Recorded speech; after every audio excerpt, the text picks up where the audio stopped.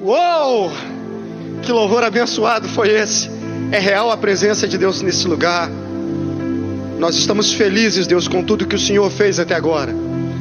E você que faz parte dessa geração que vai mover esse mundo, eu gostaria que você pegasse nas suas mãos o seu celular, a sua Bíblia. Que você pegasse nas suas mãos a palavra de Deus.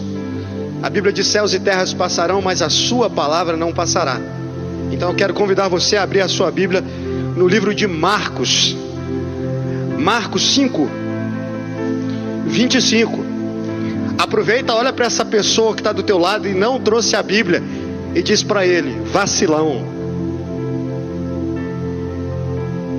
Está escrito assim: ora, certa mulher que havia 12 anos padecia de uma hemorragia e tinha sofrido bastante nas mãos de muitos médicos, perdendo tudo quanto possuía sem nada aproveitar, antes indo a pior. Tendo ouvido falar a respeito de Jesus, veio por detrás entre a multidão e tocou-lhe o manto, porque dizia: se eu só tocar a orla das suas vestes, serei curada. Imediatamente cessou a hemorragia e sentiu o corpo estar curado de todo o mal. Jesus, percebendo que saíra dele poder, virou-se no meio da multidão e perguntou: quem me tocou as vestes? Responderam os discípulos: vês que a multidão te aperta e perguntas: quem me tocou? Mas ele olhava em redor para ver quem assim fizera. Então a mulher, atemorizada e trêmula, sabendo que nela havia operado, prostrou-se diante dele e declarou toda a verdade. E disse ele: filha, a tua fé te salvou. Vá em paz e ser livre desse mal. Quero convidar você agora a fechar os teus olhos por um instante, colocar a mão no seu coração e vamos orar agora. Deus do movimento, nós te convidamos, Deus, a estar nesse lugar. Nós, Pai, estávamos ansiosos por essa data, porque sabemos que algo extraordinário há de acontecer. Deus, quando a tua palavra chega, tudo que está parado em nós é obrigado a se mover, pois a tua palavra diz: nele existimos, vivemos e nos movemos. Então traz o seu mover para essa geração. Eu te faço os 3 pedidos que sempre hei de fazer. Faz o que o homem não pode fazer, age onde o homem não pode agir, fala conosco e dar-te-emos toda a glória. A partir desse instante, onde houver um adolescente dando um glória a Deus, um aleluia, derrama a presença do teu Espírito Santo para que esse povo saiba que só o Senhor é Deus. Aleluia. Agora preste atenção em mim, porque Deus espera que a minha vida e a sua vida seja uma vida de movimento. Estar em movimento é estar vivo, é estar sintonizado com tudo aquilo que a vida pode oferecer, é desfrutar daquilo que a vida tem para entregar. Às vezes você está assistindo essa live e a sua vida por algum motivo parou. E eu quero dizer para você: preste atenção na tua história, porque a tua história é muito mais importante do que você imagina. Quando eu me movo, outras pessoas se movem. O evangelho que eu carrego, ele chega na minha casa, ele chega na minha escola, ele chega na faculdade. Então toda vez que o diabo quer parar aquilo que Deus está fazendo perto de mim, a primeira pessoa que ele vai parar sou eu. Sabe, tem uma história que me chama muito a atenção. Dizem que uma mulher, ela tinha 15 anos, 16 anos, ela estava numa igreja, e de repente uma profetisa chegou perto dela e disse assim: olha, assim diz o Senhor, eu te escolhi, e sobre a sua vida eu vou colocar um mover, e você vai alcançar as nações. Ela se alegrou, chorou. Os anos passaram e ela não se movia. Quando ela estava com 20 e poucos anos, ela estava em mais um culto, e essa mesma mulher se aproximou dela e disse: olha, assim te diz o Senhor, eu te chamei para marcar as nações. Ela ouviu aquela palavra e disse para Deus: Deus, mas agora eu estou na faculdade, me dá mais um tempo, Deus, porque assim que eu terminar a faculdade, eu vou me mover, ó Deus, tudo aquilo que eu sei que eu preciso mover, e eu vou alcançar as nações. Os anos passaram, e quando ela estava com 35 anos, uma pessoa chegou perto dela e disse: nossa, estava lembrando aqui quando Deus disse que faria grandes coisas através da sua vida. E aquela mulher abaixou a cabeça e disse: eu também lembro, mas agora eu sou mãe, tenho crianças pequenas que dependem de mim, como que eu vou fazer essa missão? Os anos passaram, e quando ela estava com mais de 70 anos, ela estava em um culto, e uma senhora se aproximou dela e disse assim: assim diz o Senhor, eu te chamei para mover, e você não me ouviu, e por causa da sua negligência, mais de 50 mil pessoas não conhecerão o meu nome, e essa noite a morte se apresentará para você. O que eu estou falando aqui é a história da minha vida, é a história da sua vida. O tempo está passando, o tempo está passando, e Deus te escolheu para marcar essa geração. É por isso que eu escolhi essa história, porque essa história fala de uma mulher que tinha todos os motivos para ficar parada. Ela era imunda, ela era hemorrágica, a lei dizia que ela podia ficar parada, ela poderia ser apedrejada se ela se movimentasse, mas algo dentro dela dizia: a vida não pode passar comigo parada, trancada em um lugar, isolada, longe de todos. Alguma força falava dentro dela e gerava o tempo todo um movimento contínuo que vai levar ela até Jesus, até o seu milagre. E hoje eu quero falar aqui com os adolescentes que insistem em dar desculpas para não se mover. Às vezes você conversa com alguns adolescentes e diz para eles assim: velho, Deus tem tanta coisa na sua vida, tanta promessa, você sabe que você tem potencial, você sabe que a sua escolha não foi uma escolha aleatória, porque Deus não tem escolhas aleatórias. Por que você não está pregando, você não está orando, você não está fazendo aquilo que Deus te chamou para fazer? E aí ele diz assim: sabe por quê, pastor? Eu vou te falar por quê. O que acontece comigo é que eu não tenho apoio. E você acha que isso é mesmo uma desculpa? Você acha que Deus vai aceitar essa desculpa? Ei, a primeira coisa que você precisa aprender é que o evangelho é uma correnteza que vai contra a maré. O diabo não quer que você se mova, porque quando você se move, pessoas são alcançadas, famílias são salvas. Você serve de referência para que outras pessoas queiram estar na igreja, vivendo o evangelho. Você já parou para pensar que a maioria dos homens que marcaram a Bíblia, eles não receberam o apoio nem dos seus pais, nem da sua família? Vamos começar pegando então Davi. Davi chega num lugar onde existe um gigante que está afrontando todo mundo. Ele pergunta para os seus irmãos: ei, o que está acontecendo? E os irmãos dizem para ele assim: ah, Davi, vai para casa jogar videogame, vai jogar um Free Fire, aqui é coisa de gente grande, volta lá e vai cuidar das poucas ovelhas do nosso pai. Sem apoio. Ele chega até o rei Saul e diz: rei Saul, eu quero enfrentar esse gigante. Sabe o que o rei diz para ele? Você pirou, né? Ele é guerreiro, você é pastor. Ele é grande, você é pequeno.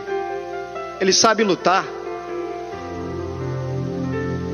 Você já parou para pensar que se Davi fosse contar com o apoio das pessoas, o ministério dele tinha durado 15 dias, 20 dias, um mês? Sabe o que me chama a atenção é que o que movia Davi não começava na terra, o que movia Davi começava no céu. É isso que Davi vai dizer. Ele vai dizer: olha, vocês não conhecem a minha história, e eu não preciso de apoio para saber que Deus vai me honrar, porque a maioria do tempo é eu e Deus. Eu estou no pasto e Deus já me deu várias vitórias lá, e todas as vitórias que eu tive, eu estava sozinho com Deus e Deus me honrou. Então eu quero dizer algo para você que está aqui me assistindo. Sabe qual é o seu problema? Você entrou numa linha coach. Você precisa de motivação. O tempo todo é dizendo: olha, vai ter 500 pessoas acordadas às 5 horas da manhã, e eu quero te convidar a acordar às 5 horas também. E se ninguém acordar, você vai dormir também? Essa é a diferença de um jovem motivado para um jovem ativado. Tem gente que precisa ir no culto, você conversa com ele, ele fala: cara, eu estou muito fraco, eu estou desanimado da fé. Aí você fala: não desanima não, eu vou te ajudar. Quarta-feira eu passo na sua casa. Ele fala: beleza. Aí você passa na casa dele, vocês vão para o culto. Aí quando chega no sábado, você fala: olha, culto de jovens, eu passo na sua casa. Ele fala: beleza, eu estou te esperando. Você passa lá, pega ele, vai para o culto. Aí quando chega no domingo, você esquece de passar na casa dele. Alguma coisa acontece e você vai direto para o culto. Quando você chega lá, você fala: cadê o fulano? Aí eles dizem: ele não veio. Aí você liga para ele e fala: ei velho, por que você não está aqui? Por que você não veio para o culto? Aí ele diz: você não passou aqui em casa. Ei, deixa eu dizer uma coisa para você. Quem sonha coisas grandes em Deus não é motivado. O motivado precisa de vozes externas para que ele se mova na terra. O ativado, ele carrega uma voz que mora dentro dele. É a mesma voz que disse para Josué: não te mandei eu, ser apenas forte e corajoso, porque assim como eu fui com Moisés, eu serei contigo. É isso que eu estou dizendo para você que está aí na tua casa, que está assistindo essa live. Se ninguém te apoia, meu querido, Deus está dizendo: eu já te apoiei, porque fui eu que te escolhi, e eu e você somos maioria nessa terra. Vai, eu sou contigo. Ser forte, ser corajoso, assim como eu fui com Abraão, com Isaac, com Jacó, eu também vou ser com você e com a sua descendência. Então se desperte. Pare de procurar apoio na terra, porque se é a terra que te apoia, quando a terra parar de te apoiar, o teu movimento vai cessar. Mas se Atos funciona na tua vida, Atos 17, 28, porque nele vivemos, existimos e nos movemos. Se o céu te faz mover, nada da terra vai te paralisar. Sem apoio você continue, sem apoio você continua, sem aplauso você continua, sem gritos você continua, sem autoafirmação você continua, sem empurrão você continua, porque quem te move é Deus. Então eu quero começar convidando você para olhar para essa pessoa que está do teu lado, ou se você está sozinho, levantar a mão para o céu e dizer: eu não sou motivado, eu sou ativado. Então a primeira coisa que eu percebo nesse texto é como essa mulher não precisava de apoio para chegar aonde ela queria chegar. A segunda coisa que eu percebo, que é uma desculpa que todos nós damos: ah, pastor, é muito difícil, por isso que eu não me movo. É muito difícil ter ministério, é muita renúncia. Pastor, é muito difícil, as pessoas isolam a gente é ridicularizado, a gente é chamado de fanático. Viver para Deus é algo muito difícil. Você está dando uma grande desculpa. Mas deixa eu dizer algo para você. As pessoas que querem algo grande em Deus entendem que a vida não é fácil. E não está sendo difícil só para você. É difícil para todo mundo. Sabe, eu podia contar a história de várias pessoas, mas eu quero falar um pouco para você sobre mim, porque eu virei coordenador agora, e você está olhando e falando: meu Deus, eu queria também ser coordenador estadual um dia. Mas deixa eu dizer, não foi fácil para mim.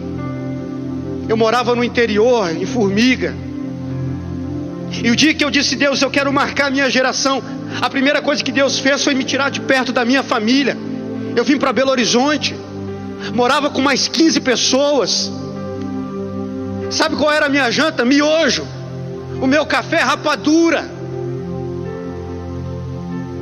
Aí comecei a estudar, a fazer faculdade. Pastor Leandro virou pastor de uma igreja, me levou como auxiliar. Eu auxiliei ele, depois ele me colocou para pastorear em Sarzedo. Aonde eu pastoreava não tinha nem asfalto, a rua era de terra. O culto acabava às 7h30, o ônibus passava às 11h. E eu tinha que esperar o ônibus chegar. Eu não tinha carro naquela época. E quantas vezes eu ia embora dizendo assim: Deus, está muito difícil. Está muito difícil, Deus. A vontade que eu tenho é de largar, é de não continuar. Pode ser que você está aí e você está passando por isso que eu passei. Você está dizendo: Deus, esse momento que eu estou vivendo é desesperador. Parece que nada vai dar certo. Parece que eu não vou conquistar nada. E aí a vontade que a gente tem é de parar tudo. Ei, mas eu quero dizer para você: continua. Escuta o teu chamado, porque o teu chamado, ele não silencia. É por isso que João Batista dizia: eu sou a voz que clama no deserto. A voz não cala, meu irmão. Tem um chamado dentro de você dizendo: não para, não para, continua. A igreja é pequena, mas continua. O teu ministério é pequeno, mas continua. As pessoas não estão te honrando, mas continua. Porque a palavra de Deus diz que todo aquele que se aproxima de Deus deve crer que Ele é galardoador daqueles que o buscam. Eu estou dizendo para você que está me assistindo aí e está achando que você está esquecido. Você não está esquecido, não. O teu tempo vai chegar, a tua hora vai chegar, o teu ministério vai crescer, porque é impossível servir a um Deus que tem poder de multiplicação e continuar com uma vida estéril. Então creia, Deus está te chamando para se movimentar.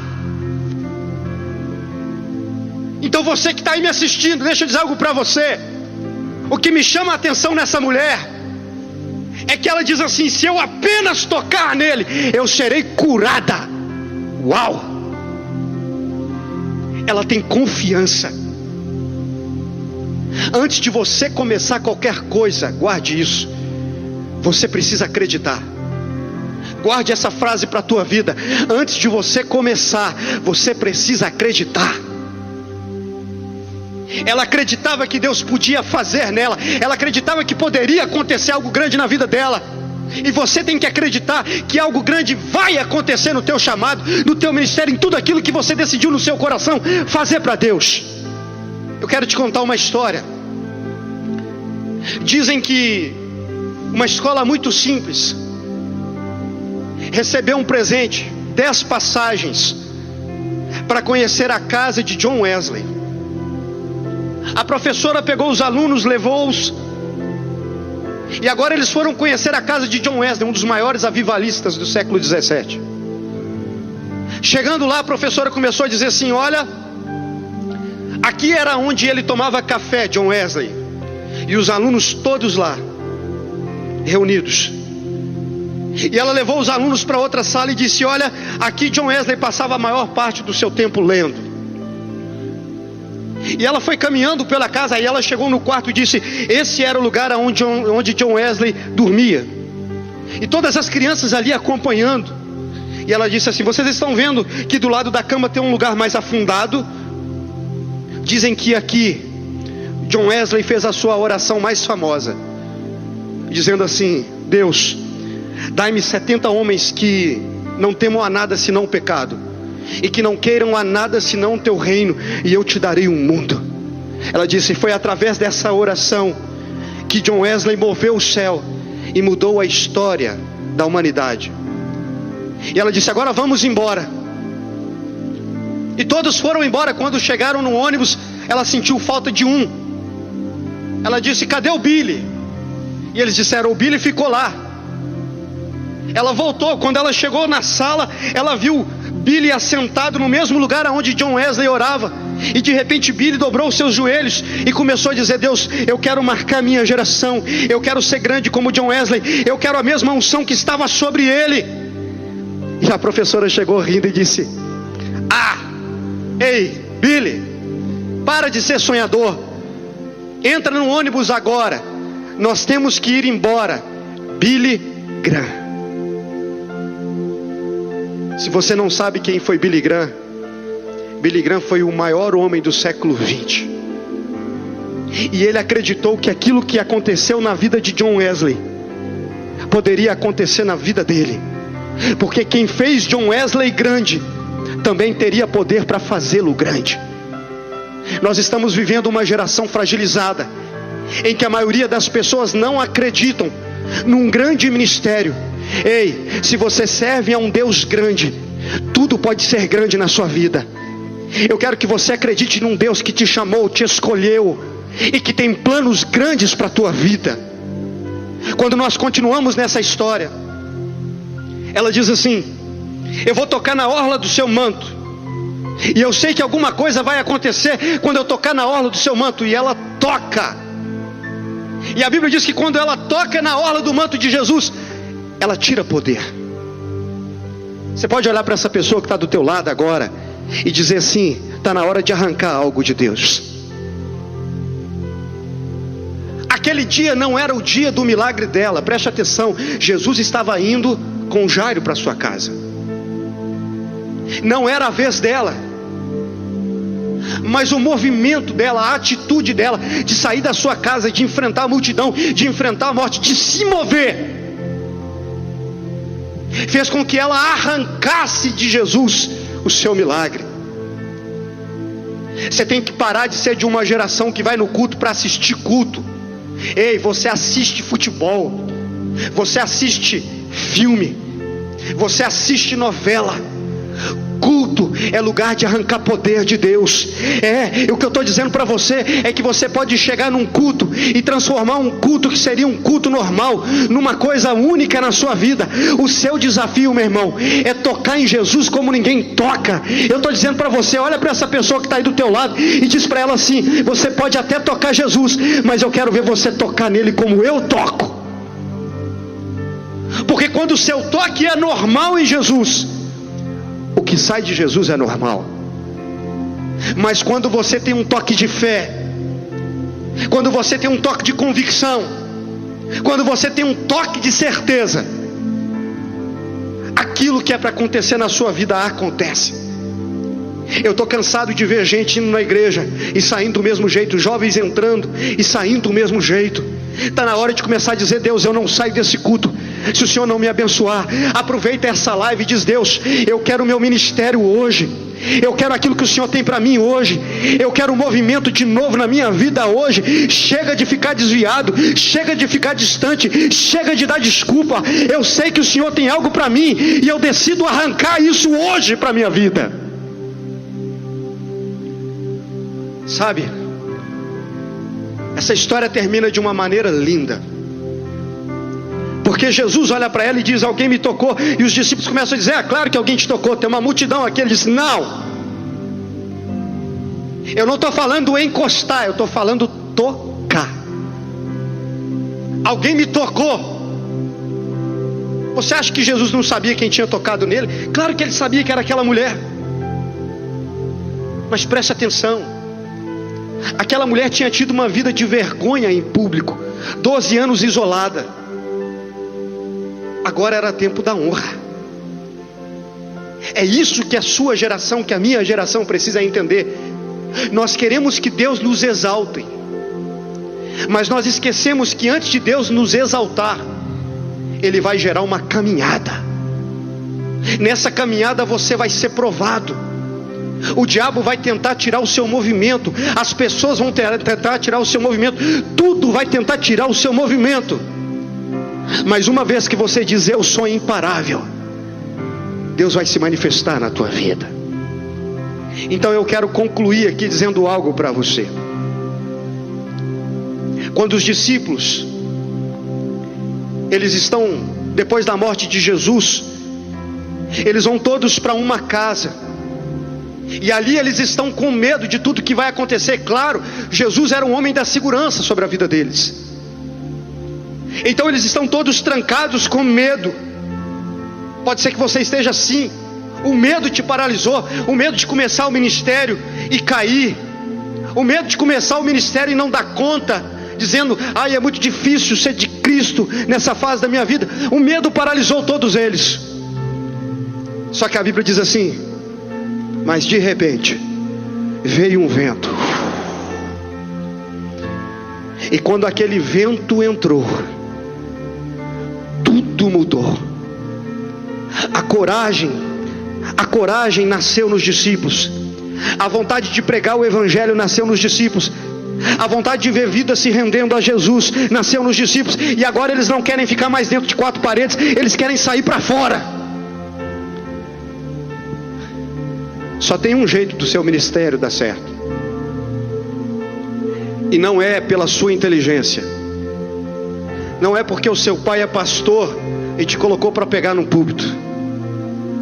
A única maneira de você dar certo é dizendo: eu sei, Jesus, que sem o Senhor eu nada posso fazer, mas se o seu Espírito soprar em mim, eu me movo.